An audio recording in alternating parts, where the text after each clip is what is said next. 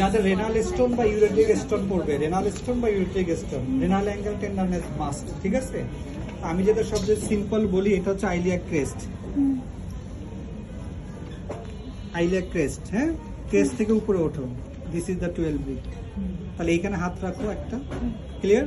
এখানে তুমি হাত রাখছো, এটা কত? 12 ব্রিভে। এরপর অপোজিট যে হ্যান্ডটা আছে এটা এখানে দাও, দিয়ে বলো পিছনে চাপ দাও, এই যে। তাহলে দেখো কোথায় ক্রস করলো এইটা। এটাতে থাম্বটা রেখে জোরে চাপও দেওয়ার দরকার নেই, শুধু থাম্বটা রাখো, রেখে সামনের দিকে দাও। তোমাকে তো ব্যথা দেওয়ার দরকার নাই, তোমাকে তো বলছে তুমি যে অভিনয় করে দেখো তুমি জায়গাটা পাও কিনা। ও বেটা অ্যাপ্রন খুলো, অ্যাপ্রন উঠাও। এমনি গরমে বাঁচে না, তুমি আবার অ্যাপ্রন করে বসে আছো না?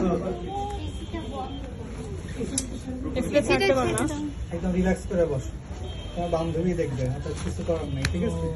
তাহলে এটা মিড লাইন, ঠিক আছে?